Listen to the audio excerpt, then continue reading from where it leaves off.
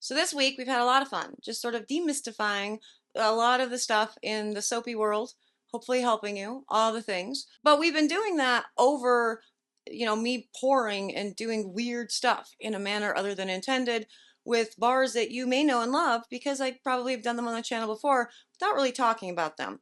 And I have mentioned it a little bit, just kind of touched on it within the videos, but then I go back to whatever word vomit that I'm doing. And today we are going to be watching a video, but I'm actually going to be talking about the process because one of the sudsers asked for a big batch breakdown, essentially. So that's what we're going to do. And I'll tell you more about that in just a minute. But before I do, hello, I am Mrs. Soap and Clay. Let's make stuff.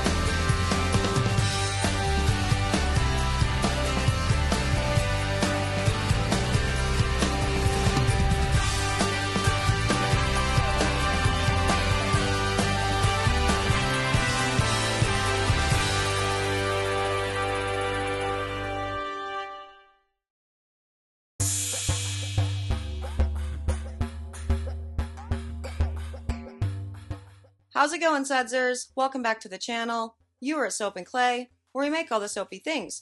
And you are here for a week of kind of whatever I feel like doing, which is, really par for the course here because it's my channel. But today, I'm actually going to be talking about and showing you as much as I could get on camera of my actual big batch process. Because some of you have noticed that I have made soaps in, just loaf forms, a 12-bar batch, or sometimes just a 4-bar batch if I'm just doing a weird test, or whatever.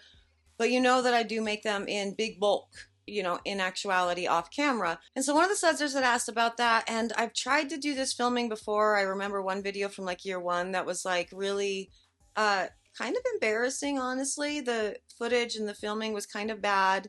It's tough, essentially, to get it all in one still shot, and it really would be. Anyway, so we are going to make a big batch of soap today, or everything that I possibly could get into frame for this big batch. And while I'm doing that, I'm going to break down my process for big batch, how I approach a bunch of soap, because it is different than approaching just, a dozen bars or 2 dozen bars. And also, other things that I've been asked along the way, like why I continue to use loaf molds and not slab molds and whatnot for my big batches. So I hope you guys are going to enjoy this. It's going to be a journey. We're going to make some beautiful Okapi soaps. We'll talk about all the beautiful coloring and stuff in that too, because that's natural. It's natural coloring. It's gorgeous. Love it. All the things in the video.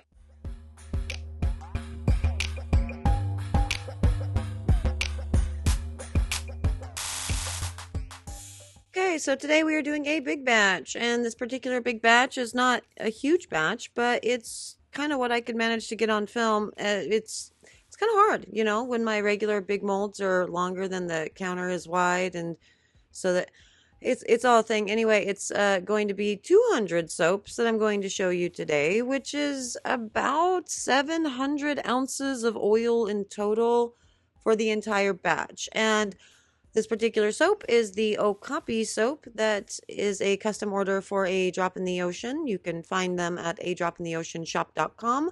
Every year for this month, her Okapi month, she does these soaps as well as a few other items in her inventory that are Okapi themed that she sells, and a portion of her, sales go to Okapi Foundation stuff to save the Okapis. Definitely go check it out. She has all the information on her website. Anyway, I am making her soaps. And again, we are doing this because a sudser had asked to see the process because they had a hard time wrapping their mind around big batch. And I thought it was a good idea to show maybe a slightly more complicated soap for this, for a big batch, so you can, kind of get to that point, wrapping your mind around the process. And so it's a lot easier than doing, say, beer soaps or wine soaps. Well, my wine soaps actually are a little bit more complicated, but a one or two color soap, because that's easy enough to figure out in a big batch, right? I think the overall thing was, how do you, keep your batter fluid? How do you do the design on a bigger scale and not just, one loaf at a time, not just 12 bars at a time? And so that's what we are doing today. So, as I said, in total, the batch is 700 ounces. And that's one of the reasons why I tend to measure in ounces and not, grams, because how am I going to remember that however many grams that is? It's like 75. I have no idea. Anyway, so with this particular design, we have on the bottom, it's a zebra stripe, or, more fittingly, an Okapi stripe, because, Okapis.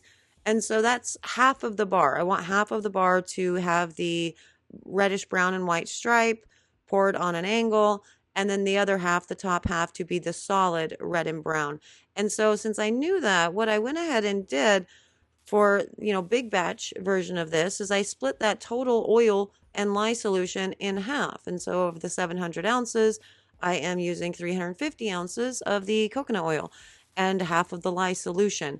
The lye solution, as you saw, it does have coffee in it. This is a very highly themed bar, and so we wanted to capture the scents of the Amazon and the coffee and the cocoa butter in this, which I'll tell you about the oils in a minute, was going to be perfect for all of that. So this was a coffee solution, but it also has soap nuts in it because I needed to really up the bubble given the oils that I selected for all of this, which is coconut oil, olive oil, and cocoa butter in equal parts. And so I wanted to make sure that we got a really good bubble, because that cocoa butter can diminish a lather for sure.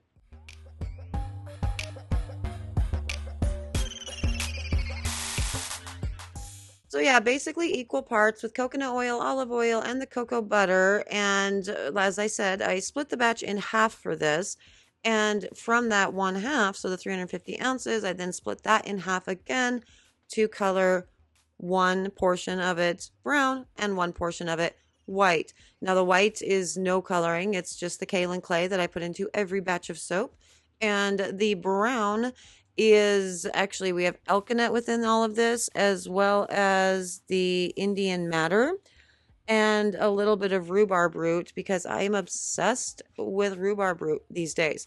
Now, for the essential oil blends that you saw that I put in, I don't know if you noticed, but I had two different beakers that were like full to the brim for my essential oil blend, and I put one into the brown and I put one into the white. They're two different essential oil blends because this essential oil likes to do spicy things with the blends that I use, only for the white. So I kind of used it to my advantage after I had decided on the blend, and then I realized that it does have a tendency to make things very strange within the batter, to go ahead and split it and make the really spicy bits of the essential oil blend only exist within one portion of it. And I just sort of chose the white because reasons, So then when I'm pouring, like, the white stripes aren't going to be really super thin and crisp like a normal zebra stripe would, but I figured it's okay, because it's going to overall, because Okapi, they don't have straight perfect line. It's all a thing. It all works with the design, is the point that I'm trying to make with all of that. But anyway, yeah, after that, as I said, I split it into two different sections and I start my wall pours. Now with this, I am only able to get 5 of the actual loaves in frame for all of it. Well, I mean 4 and just a little tiny piece of the other one there. But in total, I think these were 10 molds that were ultimately filled, or maybe 8. I'm not sure. What's 36? What's 200 divided by 36? It's that. So this particular process here, actually, because I have the footage, I know how long it takes. And so this entire pour in and of itself takes 38 minutes, which really isn't any longer it's not much longer than just doing one batch, which is why I definitely prefer to make big batches, for everything that I don't do on the channel, essentially. The only problem with it is, as you can see, I haven't figured out a good, pretty way to actually do it, so, You're not getting all of the pour. You're not getting all of the good shots, whatever. It's all a thing. Now, for the colors, because I really do want to make sure that the colors on the top and the bottom are the same, I do go ahead and measure out how much madder root I use, how much rhubarb, how much alkanet, and make sure that that's consistent throughout the entirety of, all the pours. So we don't end up with different colors from one batch to the other. Now, you still can end up with different colors depending on what it does during saponification. I do pop and gel all of these, stick all those guys into the oven that Mr. Soap and Clay made, and let them cook and have a good time. But because of the rhubarb root, and just because of the differences with the coffee as well as cocoa butter can do interesting stuff, sometimes you do get variations from batch to batch, but overall, the mind kind of fills in the blanks and it's ultimately fine. And, no one single customer from my wholesale account is buying all of the soaps. So it ultimately works out.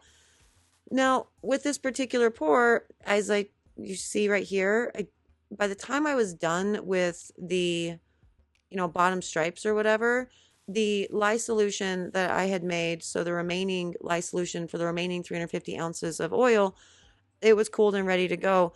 It is getting the separation and whatnot that you saw within the white, obviously, because, well, we have all of the essential oil blend going into this particular portion, but since I don't have to do any, fun lines or anything with it, it's okay. I'm just going to glop it in, and actually the faster it sets up and accelerates, the better, because then I need to, do the decorations on the top and all the jazz. And so this is basically what I do whenever I am working with a big batch is I see how I can split the batch in such a way that I'm still going to be able to control the fluidity of my batter without having to mix the entirety of all of my oils at the same time. So there was no reason for me, that's why I didn't do it that way. There's no reason for me to mix the top portion, so the reddish brown that is half of the bar, with the rest of the oils, because it's just going to sit there and continue to, do its saponification thing as I'm working with the tiger stripe on the bottom. And so, yeah, I try to split it as well as I can in whatever design that I'm working with. But now do keep in mind that I design most of my soaps, even if I'm just showing you the test batch, so the 12 bar batch, with the idea of mass production in mind. And so I don't do any weird, this only gets 3 ounces of soap if I can at all manage it. It's usually, for all my big batch soaps, they're usually pretty equal portions of everything that I put in, just to ensure ease of actually splitting the batch itself into all of the different, segments that I'm going to want to do with it, and go from there. Now, as I said, this is going to get popped and gelled. And now let's move on to the cut and see what these all look like.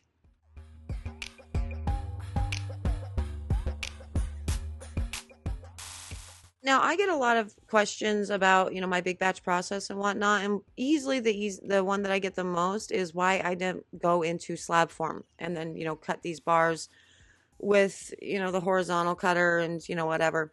And the biggest reason that I don't do that is because I am constantly going through soap apprentices. So, and I have, 16, 17, 18-year-old kids that come with me, and they're with me for about a year. It gives them really great work experience, excellent pay, and the ability to, learn an applied science essentially while they are doing, their high school things and their college things and whatever. Point is, they do move on to their next, adventure pretty quickly. And I don't want to put them in a position wherein they are going to feel uncomfortable making a giant batch of soap. So a big slab of 200 bars in one thing. Like if you mess it up when it's 200 bars, it's 200 bars messed up. If you mess up one, log mold that's 36 bars, that's just 36 bars messed up. Another reason is because it's so varied with how many different soap apprentices I've had over the years. That's a lot of weight to be moving around. I mean, this is around 45 pounds in total, when it's all said and done.